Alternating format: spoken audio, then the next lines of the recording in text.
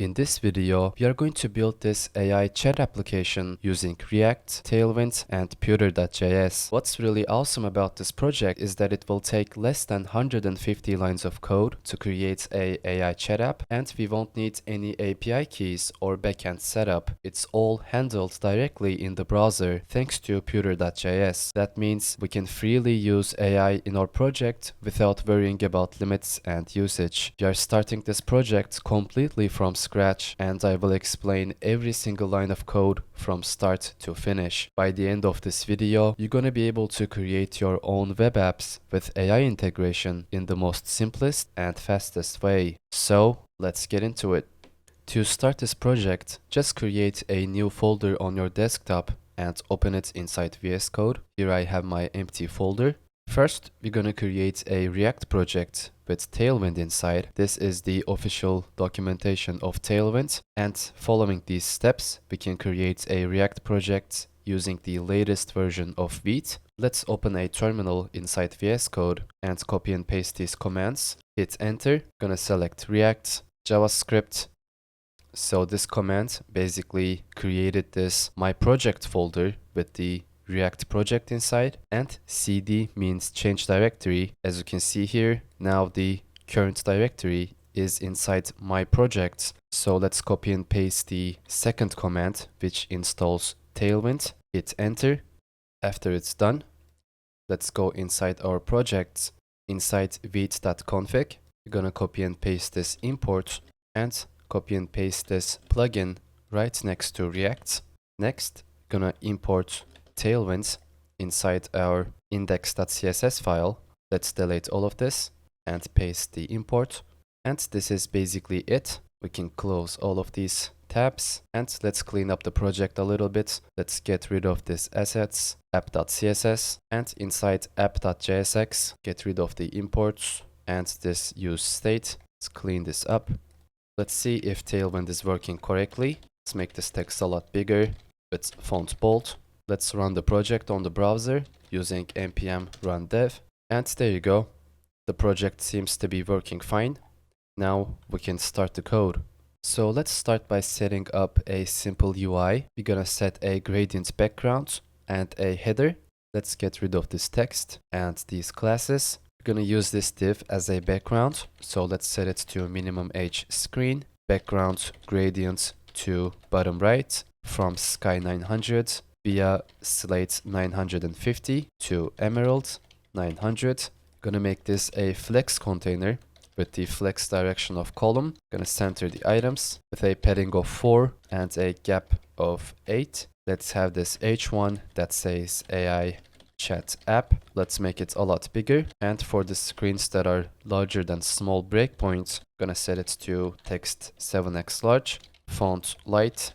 Gonna create a gradient effect. So let's give it a gradient background to right from emerald 400 via sky 300 to blue 500. Gonna clip this text to the background using background clip text. Now we basically attached this gradient background to this text. To be able to see through the text, we're gonna set the text to transparent and let's center it. There's a little typo. This needs to be emerald 900. Now the header is looking really cool, but there is a little error that happens quite often with this kind of gradient texts. As you can see, these letters are cut off from the bottom. We can quickly fix this by setting a height, let's say 20. So for the UI part, we're gonna leave it here, and let's go into creating the logic for the chat app.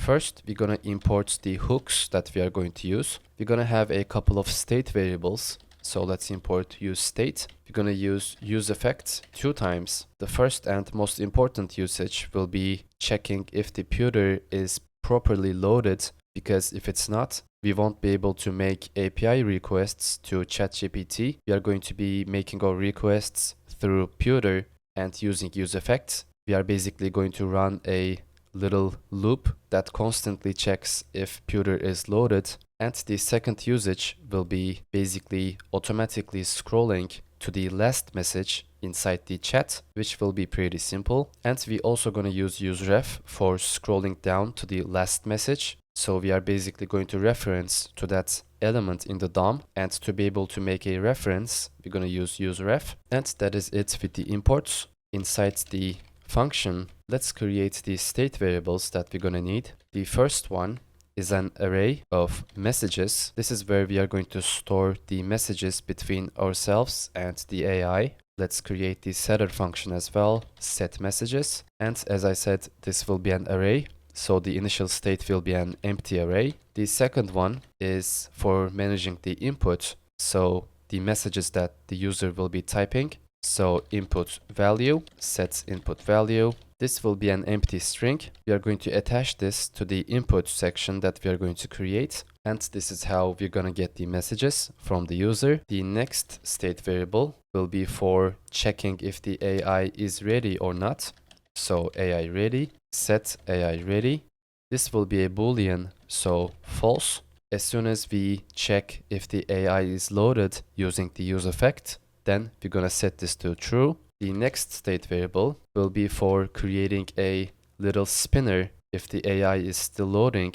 And we're going to use this state variable called isLoading, set isLoading. This will have an initial state of false. So depending on this being true or false, we are basically going to indicate to user that AI is ready or not. If it's still loading, we're going to show a loading spinner, and we're going to do that using this state. The final one is not a state variable. This is going to be a variable named messages and ref, and we're going to use ref. Initially, this will be null. This is how we are going to indicate the final message, so we can create an automatic scroll to that last message. Next, we're going to create a effect using useEffect. useEffect takes two parameters. The first one is the effect that we are going to run, and the second parameter is when this effect is going to be run. In this case, we want this function that we are going to provide to run as soon as the component is mounted, which means as soon as this component is rendered to the page. And to do this, we can provide a empty brackets. This basically means run this function as soon as this component is rendered. Now inside the function, we are going to check if the Puter object that we are going to use to send APIs to ChatGPT is loaded or not, because if it's not loaded, the website is not going to work properly. So we need to make sure that it's loaded as soon as the page is loaded. To be able to do this, we're going to create a variable named checkReady, and we're going to use a interval, because this check is going to happen constantly for every 300 milliseconds. Now inside this first function, we basically gonna have this if statement where we check if the Puter object exists, and if it exists, it means it is loaded. Then we're gonna set AI ready state variable to true. Before we do this, let's go into Puter.js, because we haven't installed it inside the project yet. And let's talk about it a little bit. So to be able to start working with Puter, all we need to do is to include this one simple script in our index.html file with no setup, no config, and no API keys. This one script basically connects everything through the browser and instantly gives us access to powerful AI features, which we can take a look at it here. We will have access to this chat feature, which is the one that we are going to use in this project. You can see the optional models. We are going to be using ChatGPT 4.1 Nano. Also, you can use text to image, image to text, text to speech, and much more. What's great about Puter is that developers can make unlimited requests for free while building and testing. In many other AI SDKs, you constantly need to keep track of your usage and your billing, which is really annoying. Also, if you decide to deploy your project, you don't need to worry about managing the payments or usages, because Puter automatically handles billing on the user side, so you don't have to worry about all of that. Using Puter, you can just simply focus on building. So let's copy this script tag, and inside our project, make sure to add it inside the head section. Let's also change this title to aichatapp. And now that we added this script, now there is only one thing left with setting up Puter. The AI features won't work in your local development environment unless you are logged into puter.com. Just head over to this website, create an account and sign in. It's completely free, safe, and open source. If you're curious about it, you can go ahead and check out their GitHub repo. So back inside our project, we now have access to window.puter, which is an object that comes with all those AI features. Let's continue from where we left. Inside this if statements, we're gonna check if the puter is loaded or not. So if window.puter and window.puter.ai exists, and there is one more thing we need to check, which is the type of window.puter.ai.chat. This is the AI chat feature that we are going to use, and we need to make sure that it exists as a function. So if all of this is true, then we can set AI ready to true, indicating that AI is loaded, and we can use clear interval to stop this useEffect from running. We also need to make sure that we clean up this useEffect using clear interval again outside this variable. This basically makes sure that useEffect is not running after we set the AI ready to true. Next, let's quickly handle auto scrolling to the latest message. Let's create a function named scroll to bottom. We're gonna use this messages and ref that we have created, and we're gonna get the current latest message, and using scroll into view, we are going to scroll to that latest message inside the chat, and we can also set a behavior which will be smooth. Otherwise, it is going to snap into the latest message, which never looks good. And now, to make this constantly work, you're gonna create another effect, and as the function, you're gonna pass scroll to bottom function, and as the dependency, you're gonna pass the messages array that we have created here. So anytime there is a new message, no matter if from the user or the AI, this useEffect is going to run this function, and we're gonna scroll to the latest message. Next, we're gonna create a function to add new messages to this array and keep it constantly updated. Let's create a function named addMessages. It is going to take two parameters, the message and another parameter that checks if the message is coming from the user or the AI. We're gonna use the setter function setMessages to update the current state. So setMessages is going to take the previous messages that already exists inside, and into that array we are going to spread the previous messages, and we're going to add the new one with the content of the message that the user provides. Then we are going to display if it's coming from the user or the AI, and we also need to provide a unique ID, which we can quickly do by using date.now plus math.random. I know this may look a bit complicated, but it's actually pretty straightforward. So let me go over this one more time. We have this function named addMessages that adds new messages either from user or the AI to this empty messages array. When you need to add a new message to already existing array, you also need to keep track of the previous ones. Otherwise, when there is a new message, the old ones are going to get deleted. And to keep track of everything, we get the old messages and spread them into the array that we are going to return every time we add a new message. And the messages has the content, so what you have written or what the AI is answered. We also need to know if the message is from the user or the AI, and we provide an unique ID using the current state plus math.random. Next, we're gonna create a function to send the message to the AI using Puter.js. Let's create a function named sendMessage. This will be an async function because we are going to be making an API request through Puter. First, we're gonna get the message from input value, and we're gonna trim it for any white spaces, and we're gonna check if there is no message. If there is no message, we are going to exit the function. Also, if AI is not ready, then we can use the addMessages function here. Gonna add a message that says AI service is still loading, please wait. And don't forget that this function takes two parameters, the message and if it's coming from the user or not. Here we provide the message. We also need to provide that it comes from AI. So I'm gonna say false, it's not from the user. and we are going to exit the function. So if any of these doesn't happen and everything goes well, we are just going to add that message from the user, and because the message will be from the user, then it is going to be true. Let's also reset the input value back to its initial state, which is an empty string.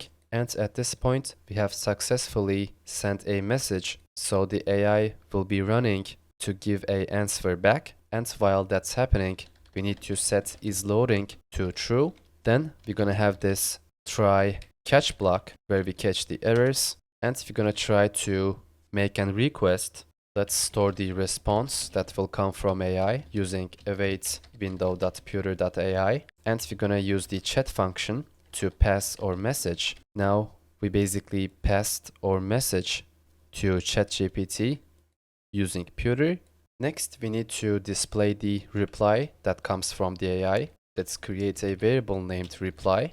First, we're gonna check if the type of the response is a string, and if it's a JSON object, then we are basically going to parse the content of it as a string. And if we cannot parse the answer, then we are just gonna say no reply received. And if we get the message, then we are just going to add it to the messages array by passing the reply. And this one will be from the AI. So we're gonna set isUser to false. And if there's an error, we're gonna catch the error and add this message. The message will say error. We are going to display the error message. And for some reason, if there is no error message, then we are just going to say something went wrong. And this response will be from the AI. So we're gonna set it to false. And finally, after we successfully send a message and get a reply back, we can set isLoading to false. And this is pretty much it with the AI chat functioning. We're gonna have only one more function, which will be handle key press. This function is going to handle if you press enter to send a message. So if the key equals enter, and we also need to check if the user is also pressing the shift key, because this means they are trying to move on to a new line. We are going to prevent the default behavior of the browser, and after pressing only enter, we are going to send the message. Oops, there's a little typo here. This needs to be press. And this is it with all the functioning. Now we can move on to connecting this to the UI. First, we're gonna create this little badge that basically indicates if the AI is loaded or not. Inside, we're gonna use this if statement. If AI ready is true, then we are going to display this AI ready. And if it's not, then we are going to display waiting for AI. Let's also style this. Let's use curly braces with backticks. Let's give it a padding on the left and right, and padding on the top and bottom. Gonna make this fully rounded corners with a small text. Using the $sign and curly braces, we're gonna set a conditional styling. If AI ready is true, then we're gonna set a green background, set a green text with a border, which will also be green. Or if it's loading, then we're gonna set a yellow background with a yellow text and a border. Let's make the border yellow as well. And with this done, we can do a quick test. If I hit refresh, you can see that for a split second, AI is being loaded and now it's ready. Next, right under this badge, I'm gonna create another div which will have the chat window inside with 100% and maximum width 2x large. Let's set a background gradient to right from gray to gray 700. Gonna have a glass effect, so backdrop blur medium. Gonna give it a border and make the border gray. Let's give it rounded corners with a padding of 6 and a shadow of 2x large. Inside, let's open a set of curly braces. If the conversation is empty, then we are going to show this message that says start the conversation by typing a message below. Oops, this should be messages. Let's center the text, make it gray and margin top 20. right under this, let's open another set of curly braces and map over the messages array. And for every message, we're gonna display a div with the key of message.id. Inside, you're gonna have another div which will display the message content. Let's style this parent div using curly braces and backticks. Give it a padding of 3, margin of 2, rounded corners with a maximum width of XS. And we're gonna use text wrap. If the message is from the user, we're gonna apply a different styling which will have a background gradient to right from blue to emerald, text white, margin left auto, and we are going to align this text to the right. And if it's not from the user, then I'm gonna apply gradient background again. This time we are going to flip the colors from emerald to indigo, and we're also gonna make the text white. To make sure these messages are not overflowing, I'm gonna use white space pre-wrap.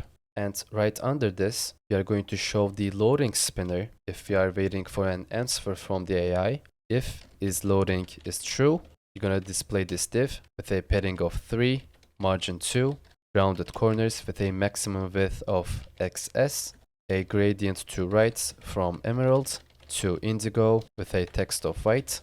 Inside, we're gonna have a parent div, which will be a flex container. Items will be centered horizontally with a gap of 2. Gonna have this text that says thinking, and a div that will be a loading spinner. Let's use the animation from Tailwind animate spin with a width of 4, height 4, 2 pixel border, and let's make the border white with a border top white and make it a circle. And at this point, let's also create the reference that will indicate the latest message inside the chat. Create a div with the reference of messages and ref, which is the reference that we have created up here using useRef. So outside the chat window, outside this div, we're gonna create another one, which will be a flex container with the direction of column. And after the small breakpoint, it is going to have a direction of row with a gap of 3. Inside, we're gonna have the text input, and right next to it, the button that will send the messages. The type of the input will be a text. You're gonna connect this to the input value state variable to store whatever is written inside this input. Gonna use a onChange event handler. When there is a change inside this input, we're gonna use the setter function, set input value, and we're gonna pass whatever is inside to that state variable. Also, we created a function to be able to send messages when you press enter, so we can use another event handler named onKeyDown, and we can pass handle key press. And now after you type something, when you press enter, you can send the message. Let's also create a placeholder. If AI is ready, we're gonna say type your message, and if it's not ready, then we're gonna say waiting for AI to be ready. We also going to disable this input if AI is not ready, or if we are in the loading state, so is loading. Let's style this input. We are going to give it a flex of 1, so it is going to take 1 fraction of space inside this parent div. Give it a padding on the left and right, top and bottom. Let's set the background to gray 700. Give it a border and make the border gray 600. Rounded corners, text white. And we're gonna make the placeholder gray 400. When you focus on this input, which means clicking on it, we are going to delete the outline. And we're also gonna create a ring with 2 pixels. Create a shadow, and we're gonna make the shadow sky 400. Let's also make the ring the same color. Gonna use a transition to make this smooth with a duration of 400. Also, when the input is disabled, we are going to lower down the opacity, indicating that you cannot click on this. Also, we are not going to allow the cursor, so you won't be able to click on it. Finally, we're gonna make this button work. On click, we're gonna call the send message function. We are also going to disable this button when the AI is not ready. If we are in the loading state or the input is empty, let's give it a padding on the left and right and top and bottom. Gonna create a gradient effect to right. from sky to emerald. On hover, we are going to lower down the opacity. Gonna make the text white, font semi-bold, give it rounded corners, and a transition. When it's disabled, gonna lower down the opacity again, and we are not going to allow the cursor inside the button. If is loading is true, then we're gonna display this div. Let's make it a flex container. Center the items horizontally with a gap of 2. Gonna create another loading spinner using animate spin, width and height 4, 2 pixel border with a border white. Gonna make the top white and a circle inside. Right next to it, gonna say sending, and if we are not in the loading state, then we are just going to say send. Let's complete the layout by wrapping this entire part in another div. Let's give it a height, and we're gonna set the overflow on the y-axis to auto, so as the new messages added to the UI, they are not going to overflow out of this div. Let's have a border at the bottom, make it gray, margin bottom 6 with a padding of 4, background gradient to bottom, from gray 900 with a 50% opacity to gray 800 with a 50%, and let's give it rounded corners. We're gonna move this closing tag right between these two, and there you go. Let's see if everything is working fine. Let's write down some text. And it seems to be working fine. We have an answer coming back from the AI. Let's see if the auto scroll function is working in case there's a long message. And as you can see, it automatically scrolled down to the end of the message using the useRef that we have created. And if I scroll to the top and write something down, it also scrolls to the bottom. And there is a little typo here. This needs to be flex row. And this is how we can create a AI chat application using React, Tailwind, and Puter.js. If you guys find the video helpful and enjoyed it, please not forget to subscribe. I will be making much more videos like this in the future. Thank you for your time and see you in the next video.